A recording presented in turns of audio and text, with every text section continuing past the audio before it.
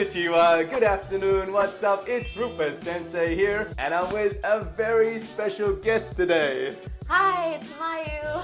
Mayu, thanks so much for coming down, and could you do us a quick introduction, please? Yes, my name is Mayu. I was born and raised in Japan, but I went to the US for 1 year in high school and also another year in college. Okay. Yeah. And I've been posting on social media since 2020. TikTok master. So make sure to go check out the TikTok and the Instagram Reels and YouTube now, right? Mm-hmm. Welcome to YouTube. Thank you. Where'd you go in America? New Jersey. New Jersey? Yeah.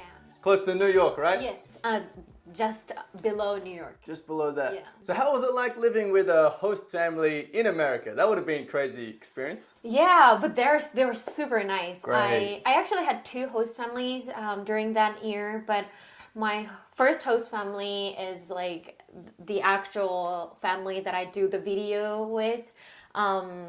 Like the invitation and stuff, and stuff, yeah. But they're super nice. They accepted me as like their actual child. It's amazing. Yeah. So the first few months were difficult, like adjusting to the culture and stuff, the lifestyle. But yeah, I got used to it, and yeah. What culture shocks did you have? In America? Wearing shoes in the house. Right. Yeah. Do you wear shoes in Australia? Yeah, a lot of the time we do. Obviously, if it's like a rainy day or a muddy day, you know, we would take them off just because we don't want to dirty the house. Yeah. But if it's just like a quick, especially if it's for something quick, like, oh, I forgot my wallet, I have to go back in my bedroom. We wouldn't take our shoes off and then, you know, go into the room, get the wallet, go outside, put the shoes back on. Too much of a hassle. So we would just quickly, while mom's not watching. But I did have a friend, especially because Australia is so multicultural. So I had like Indian friends and Greek friends growing up, and they were much more strict. So whenever I had to go to their house, they'd be like, oh no, Rupa, take off your shoes, take off your shoes. Yeah, I was like that to my room. I was like, no shoes in my room. Any other culture shocks? The bathrooms weren't, you know, like, well, Japanese bathroom is too clean. Yeah. I was used to it, so I was like, to the public bathrooms, yeah. Okay, you're probably not gonna like Australia then. We've got the exact same problem. That was so surprising coming here to Japan. I'm like, even at the train station or just like a random public bathroom on the street, it's so clean. It's so beautiful. They must clean it like every day. In Australia, it probably gets cleaned once a month. I don't know. And it's always like out of toilet paper or something. It's no maintenance. And that's one thing I was shocked. Japanese people eat rice like every day, like 3 times a day. I grew up more with bread and pasta, so that's kind of what I'm used to with my stomach. Yeah. Do you like rice now? A little bit. I don't eat it too much, but in my country we eat a lot of brown rice and like things with like little herbs and spices in the rice. I see. I was so surprised, like Japanese people.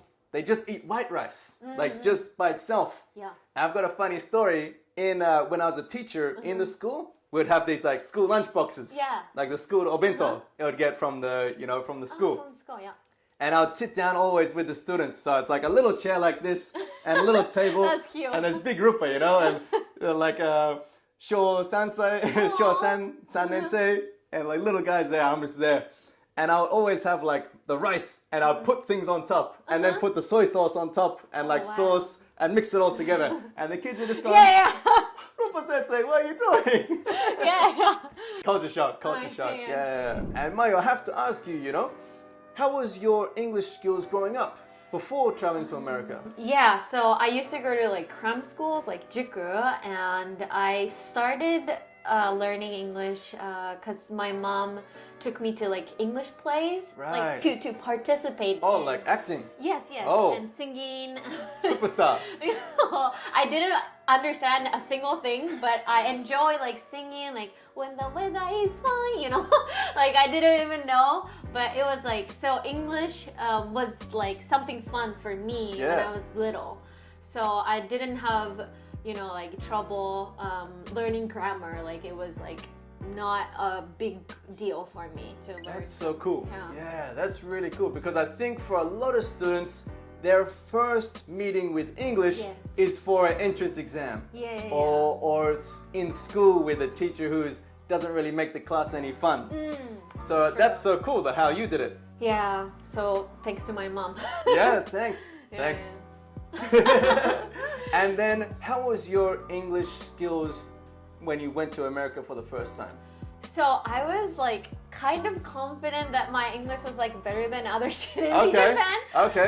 But then I got shocked by how fast native speakers speak, native English speakers speak, and I didn't really understand. Like I didn't really know like phrases, slangs. So I was like, oh wow, like I actually can't do English, you know? Yeah, but then I got used to. I was shy at first. I was worried about my grammar, like is this vocabulary like right in this situation? But then I got over it like after a few months or half a year.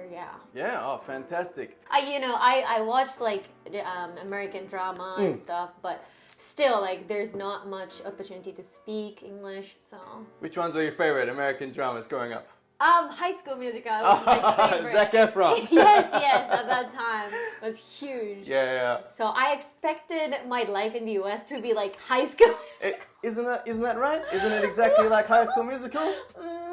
A little bit different. Yeah. And then you went to a very special school I saw on your YouTube here in Japan. Yeah. Can you tell me about ICU? So International Christian University is a great school. Yeah. I love the people and the atmosphere. So I feel like a lot of colleges in Japan are like, I don't know, you have to behave in a certain way. Right. You have to, after graduation, you gotta do these jobs that like people expect you to do, but at ICU people were very chill. Like some people take a gap year. Oh, fantastic! Yeah, they travel around. And you can even change like your major. You don't have to decide your major until the end of the sophomore year, which was kind of why I applied to the university. Yeah. Amazing.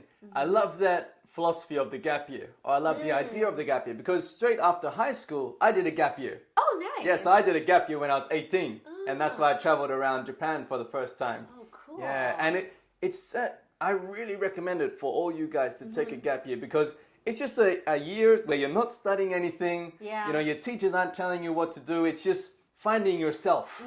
But it's a very interesting point what you said because I'm sure you noticed this in the US, university or the university students, they're much more like expressing themselves. It's like some people, they want to put blonde hair, or like dye their hair or just wear casual clothes to class. I feel like in Japan, it's kind of like feels like robots, It's like, especially on Shusho Katsudo, job hunting, everyone shows up in a black suit. Everyone, has to dye their hair, go back to black hair, and has to say the exact same thing on the job interviews. I'm like, oh, what's going on? You gotta even have like a recommended makeup for, shukatsu. Really? Yeah. I didn't even know that. Yeah. Less makeup for shukatsu, Yeah, I was actually so surprised when Shushoku was happening, Shukatsu was happening, because I was just with all the other exchange students one day. We were in the morning class, and then all of a sudden, all these Japanese students came to the university, all in black suits. And I thought someone died or something, like it was a funeral. I'm like, oh no, I should have worn black. Yeah. But then the teacher was like, oh no, they just all got job interviews today. I'm like, oh. And they all wear the exact same suit and say the exact same things. Yeah, it's the same thing happened in Boston. So, for Boston Career Week, we were wearing the same outfit. Like, we would have to bring the outfit from Japan. Really? I had to pack them when I went to the US. And we had the same bag, same outfit, everything. And, like, all of a sudden, like, everyone's like walking in the same direction, and like the local people are like, what is going on? Like, why is everyone dressed the same? So it's just like a Boston university, and then all these Japanese people. Yes, and they look all the same to the local people. So. Oh my gosh, that's so fantastic. So Mayu, we've talked a bunch about life overseas and how you really had a great time over in America. How does traveling, even just in the short term, benefit Japanese people? I think just living in Japan, you can't really meet people from abroad. Yeah. Like, if you try hard enough, then yes. Right. But you don't really meet these people, and these people can give you like different perspectives that you've never like experienced before. So that was the huge thing for me, like meeting people with different backgrounds and understanding their ideas. That broadened my perspective. Right. Yeah, that was one of the most big things. We have a great phrase, broaden your horizons. Right. And it's just like all about gaining new perspectives to see the world in. Yes. Because if you only ever live in one city or one Yeah. country and only understand one culture and one language, you have like tunnel vision. Yeah. You only see the world in one pair of lenses. Yes, yes. But then when you go live in America or you go live in Australia, it's like changing glasses. Yes. It's like, oh, these ones can zoom extra Yeah. far. Oh, this is a new way to, Yeah. experience different culture. Yeah, and your ideas like expand. You have opportunities for like new opportunities for the future. Yeah. Also being able to speak English, you have more opportunities than just speaking Japanese. 100%. So everyone, Yeah. 頑張ってね. Yes, definitely. But Mayu, you're a very confident character, right? You're very positive, Thank you're you. very, bright. But a lot of Japanese, they're very shy and they're Yeah. very nervous to make foreign friends and go travel overseas. How can people overcome that obstacle? Break that barrier? Yeah, I'm also a shy person. Really? Like I'm very bad at meeting people for the first time. But I overcame that in the US when I went there for the first time. I was very worried about my grammar, like maybe people are judging me. But then I realized like no one cares. Like the people who care about your English accent is like the Japanese people. Exactly. Yeah. So or your friends maybe like judge you, but then if you go to the US, like it's so diverse that people don't really judge you based off of your looks or your accents. So I was like, oh, okay, then I can just be myself and don't care about what people others think. So just going there and experiencing that allowed me to be more confident, I guess. That's such a good point. Because I think especially in Japan, around English and around English learning, there's a bit of like haji bunka, Yes, yes. right? It's if someone makes a mistake, it's like, damn it. Yeah. But in the, if you come to Australia and try and use your English, or over in America, it's like people just really respect you for giving it a go, Yes, for trying your best. We don't really care if you make a couple mistakes here and Yeah. there, because most of the time we understand you anyway, even if it's not perfect pronunciation or Yeah. perfect grammar. Yeah. And as you said, a lot of the times the people getting, picking out your mistakes and stuff Yeah. are the Japanese, so it can get stressful. Yeah, that's actually one thing I learned in the US. Like, I stopped hanging out with these people who judge me. So I try to hang out with the people who I'm comfortable with, who I care about, who care about me. So that changed how I lived and like how comfortable I was in myself. Fantastic. That's such a good message for everyone. Learn from Mayu Sensei. Great advice. So, Mayu, next questions I would love to ask you is, Okay. so growing up in Japan, you never really, you spoke English a little bit here and Yeah. there, but from being able to speak English, how did your life change? Well, so a few months ago, I actually went to Spain by myself, which had been impossible if I didn't, speak English or if I didn't have the confidence to just explore the world myself. And I actually got to meet a lot of new people. I made a lot of new friends. So I saw in the videos. yeah, They're fantastic. Yeah, that was amazing. I think that being able to do that was, life-changing for me. Yeah. And I spoke about this with Daijiro, but English is kind of the universal language. Yes. Or it is the universal language. So even if you do go to Spain, Yeah. or you go to Thailand, like I was in Yeah. Thailand for 3 months, you go to those countries and you get by with English. Yeah. So it's like once you learn English, it's kind of like the key Yeah. to open up the whole world for you guys. Yeah.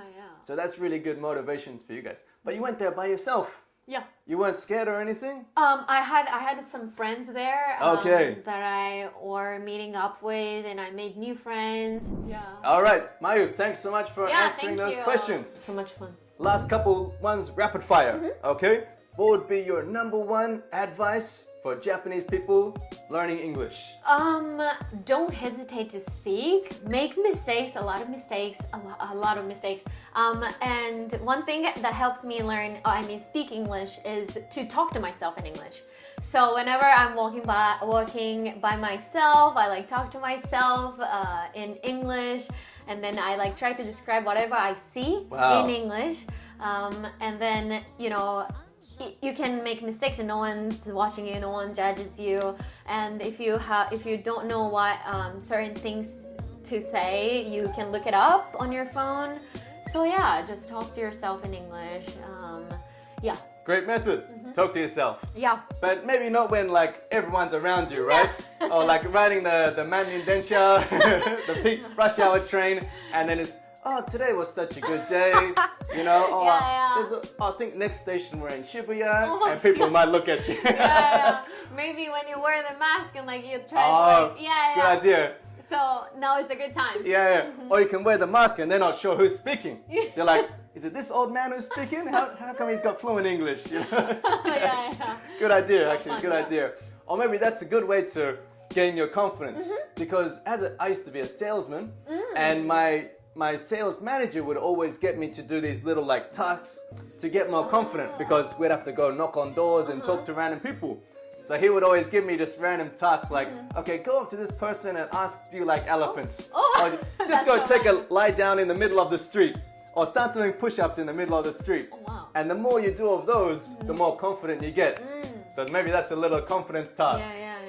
Yeah. Learn from him, yes. Okay, second rapid fire question. What's the number one advice for Japanese people to make foreign friends? Oh, okay. So my secret method is to bring as many Japanese snacks as you can. Snacks? Yes. Okay. So I brought a lot to the US, and I like, I tried to like show them. I like ask the people around me, like, do you want to try some Japanese candy? And people love like haichu, Pocky, green tea, Kit Kat. Yes. That's my favorite. Because I really don't like chocolate and sweet food.